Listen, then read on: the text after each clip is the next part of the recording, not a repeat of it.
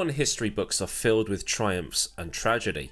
The triumphs of the 34 drivers out of the 770 or so to ever contest a Grand Prix that then became the best in the world. There's the tragedies of the rookies and the experienced alike that were taken too soon before they could achieve their potential. The ones who conquered everything and those who came oh so near to never go that extra one step further. But within all of that, there are those races that entered racing folklore. The overtakes for the win with only a few to go, like at Suzuka 2005. The cars that slowed down or stopped with victory all but assured, like at Hungary 1997. The sudden downpours that flipped the results on their heads, like at Spa 2008. And then there's the comeback kings. Germany 2018, Brazil 2012, Suzuka 1989 to an extent. And speaking of the comeback kings, one race goes under the radar a little bit. That race being the 1967 Italian Grand Prix. The 1967 Formula 1 season, immortalised in that classic racing simulation Grand Prix Legends, and an era of racing that my dad was watching. Entry lists stacked with the greats of the past. Surtees, Brabham, Hill, Stewart, Rindt, Gurney, Clark, McLaren, Eamon, Hulme, Ickx. You'd be hard pressed to find another era with that many legends on the grid. This was also the second year of the 3-litre formula. Cars up until the end of 1965 were using a 1.5 litre engine, so now the engine capacity had doubled. Horsepower figures were eye-watering. The straight line speeds at a handful of tracks were nudging 200 miles an hour, and the sport was approaching its most dangerous time, as the cars quickly outgrew the tracks. Jackie Stewart and the Grand Prix Drivers Association doing whatever they could to reduce the amount of deaths in Formula 1 cars. And while Jim Clark was a 2-time world champion and an Indy 500 winner by this time, being the only person to be the F1 world champion and the Indy 500 winner at the same time, with Mansell being the only person to hold both championships at the same time, the farmer from the Scottish border was having a not-so-fun time in 1967. The new Lotus 49, powered by its legendary Cosworth DFV, was an incredible car. When it worked. The car and engine didn't arrive until the Dutch Grand Prix, and while Clark actually won that race, Hill retired. Hill would retire all but the Canadian and US Grand Prix that year. When Clark could nurse the fragile car to the end of a race, it was usually a good result. Clark being so smooth with his gear shifts and engine usage, it was probably what made him bring the car home more often than his Triple Crown winning teammate could. On the other hand, Jack Brabham, who had won the previous year's championship, had a much more reliable car than Chapman could build, and he and teammate Denny Hulme were finishing way more races. Up until this point of the season, Hulme had been consistently in the top 4 with just one retirement, while Brabham had 2 retirements and like Hulme was consistently bagging points, with neither of them finishing outside of a points-paying place all season. So really for this season it was going to be between the Kiwi and Hulme and the Aussie and Brabham for the championship. Hulme had 2 wins, Brabham had 2 wins. Brabham was going for his 4th championship, Hulme for his 1st. And as the 2 Southern Hemisphere drivers were going for it, the Formula 1 drivers arrived in Italy for the final European round of the season. They'd gone from Canada to Italy and then would go to Watkins Glen following this one. Canada's climate is a bit iffy, isn't it? The Italian Grand Prix would be in its traditional September slot, the race itself taking place on the 10th of September 1967. In qualifying, Clark showed how good the 49 could be and how good he was in the wet, taking pole in a wet qualifying session ahead of Brabham in his Brabham and McLaren in his McLaren. The gap was 0.3 of a second to Jack, with over 0.8 to Bruce, and dumping an entire second and change on Hill. While Clark had managed to bag pole, his championship dreams were exactly that. Dreams. He'd need a miracle because the Kiwi in Hulme was 24 points ahead, with 27 left on the table. Only 18 cars were on the entry list. Ferrari only had 1 horse, no pun intended, at its home Grand Prix, that being driven by Chris Amon. Usually teams would bring their new cars to Monza to see what they'd be like at high speed, since it's the only circuit where they could properly test this. Ferrari had indeed brought their new car, but only Amon was on the grid because Enzo Ferrari had claimed that there were no professional Italian drivers left following the death of Lorenzo Bandini earlier that season at Monaco. Ferrari had brought in Ludovico Scarviotti for the Dutch and Belgian Grand Prix, but Enzo just dismissed him as a very good hill climb driver but not a professional racing driver, as well as it being a wasted effort giving him a car because he couldn't win. Dude, he won Le Mans for you in 1963. So Dan Gurney's All-American Racers picked him up instead, giving Scarfiotti an upgraded car that they planned to use through 1968. Brabham also upgraded their car, the BT24, having upgraded bodywork that was there purely to reduce drag and nothing else, even if it did make the car look pretty sleek. And practice lasted until 6:30 PM, with Jim Clark taking out a customer Lotus while his was having its gear ratios changed. The start of this race was a little confusing. It's said that this is the first F1 race in history to be started using lights rather than a man waving a green flag about like you see in Grand Prix Legends, but no mention of lights is mentioned anywhere in any articles from the time. The drivers didn't seem to know exactly what was going on either. If they actually explained what they were doing, that would be a miracle in itself. It wouldn't surprise me because this is 1960s Formula 1.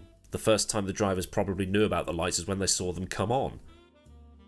It turns out that this might have actually been the case. In those days, the cars didn't have a formation lap. They lined up on a dummy grid and then drove up to the actual grid. On the dummy grid, the drivers were given the 30-second signal, and then with about 15 seconds left, an official tells the pole sitter to start moving forwards to the actual grid. But no signal was given. There wasn't even a driver's briefing. After 30 seconds, the drivers were still on the dummy grid, about 100 meters or so behind that actual starting grid, and an official was seen gently raising a green flag above his head, which Clark saw as the signal to start moving forward onto the actual starting grid. But as Clark started to creep forward, the other cars were starting to build the revs up, because they knew the procedure was man raises green flag above head for 5 seconds, and when it drops, we go. So as soon as the flag started coming down, Brabham was off. So was Gurney, and so was McLaren. So Clark thought, alright, f this, I'm off as well. Just 1960s F1 things. Meanwhile, the officials were stood around thinking, how are we going to fix this? Whether they wanted it or not, the race had started. And they weren't going to be stopping them anytime soon. Thankfully, everybody at then chicaneless Monza survived the first lap, but given the nature of the start, Clark was slow off the line and dropped in behind Gurney, who had gone from 5th to 1st. Brabham was in behind, and then it was Hill with Clark down in 4th. 2 laps later, Clark was back in the lead and pulling away. But as time went on, Clark started feeling that the Lotus wasn't handling right, and on lap 10, Hulme, Brabham and Hill were back on him with Gurney's engine blowing on lap 4. Into Parabolica around lap 10, Hulme had taken the lead and Brabham was on the inside of the Lotus with Hill in behind. There is actually a picture of Brabham reaching his right arm out of the cockpit, reaching over his head and pointing down to the Lotus, telling Clark that he'd got a puncture on his right rear tyre. What a gentleman. So Clark was in the pits on lap 13 and lost a lap, this being because they didn't have the slick sub 3 second services that they do today. Pit stops to change tyres were only done in emergencies.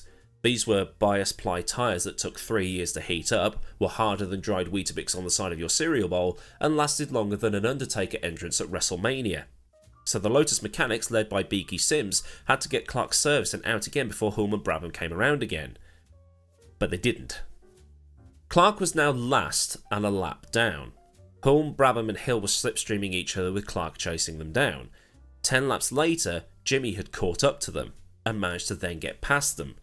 Brabham slowed down a little bit and Hulme retired on lap 30 as his engine had overheated and blown a head gasket. So Clark, now on the lead lap, engaged beast mode. He started pulling Hill with him and was lapping about 2 seconds a lap faster than Brabham, and had dragged himself up to 4th by lap 55. And because of Hill being pulled along by Clark, Mr. Monaco was about a minute ahead of the Australian. It was then that weird situation where Clark in 4th was about to catch and overtake Brabham and Surtees, who were 2nd and 3rd, while Hill was about to drop a lap on them.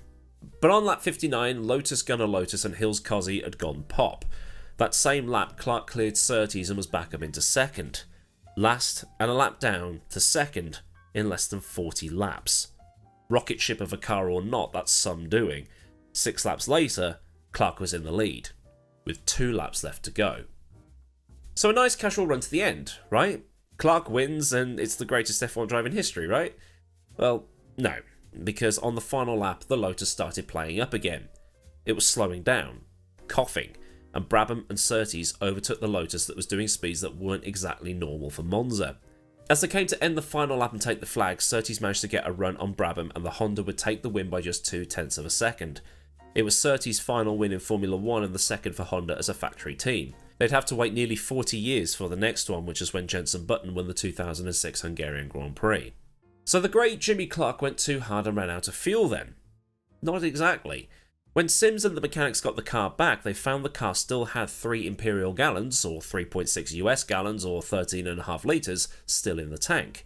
More than enough to finish that race. At the same race weekend, a customer Lotus had used all of its fuel and come to a stop during practice. Clark had that same fuel pump and it had decided it just didn't want to pump anymore. 3 gallons was more than enough to finish that final lap. The Brabham that had finished second had a 35 US gallon tank, which equates to 132.5 litres or so. So over a 242.96 mile race, that means a fuel consumption of about 7.6 imperial miles per gallon, or 37.18 litres per 100 kilometres. What that is per lap, I don't know, but Jimmy had enough. Many say that this is one of the best drives in F1 history. Some are saying it's the best drive in F1 history, and probably would be more well known had Clark won the race. It's a bit like how people say Max Verstappen's lap at the Saudi Grand Prix in 2021 was the best qualifying lap in history, but it isn't because he hit the wall. Clark himself said that it wasn't his best drive. Autosport put the 1962 German Grand Prix as his best, despite him finishing third that day, and also said that this drive had points knocked off because of how good the 49 was when it was working. Evidenced by the fact that when Clark was pulling Hill along, they were in the process of putting a lap on Brabham at the same time Clark was about to take second. But given that the Lotus was so fragile, again evidenced by the fact that Hill's car didn't finish, the whole thing was just RNG on whether Clark got to the end in the first place. And he nearly didn't. You also have to factor in here that Hulme and Hill had retired, so Jimmy had 2 fewer cars to worry about. But whether he won or not, and if he had won the Italian Grand Prix, it would have meant he'd won the final 3 races of the season. But Clark still wouldn't have won the championship. He'd have only gained 5 points on his final championship tally of 41 to take him to 46, while Hulme, who finished third in the last 2 races of the season, finished on 51. Clark would have been second, tied on points with Brabham, but I think he would have actually been classified second due to having 5 wins to Brabham's 2, and having too many retirements for the drop scores to be a factor. But either way, this race showed determination. The determination to come back from a lap down and be in contention of taking the win, even if the overall championship win was almost out of reach. I mean, sure, Senna in the MP44, Verstappen in the current Red Bull, Schumacher in the F2004 or Hamilton in that 2020 Merc probably could have pulled this off too.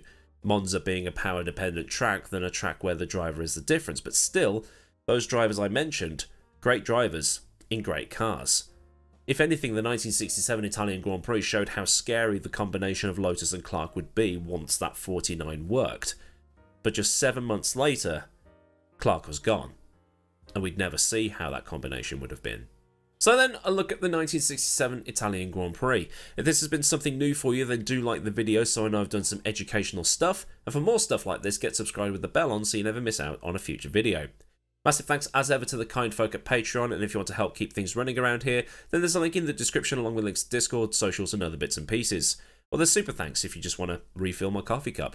So until next time, I've been AdmiralLaWind, have a great day wherever you are, and goodbye.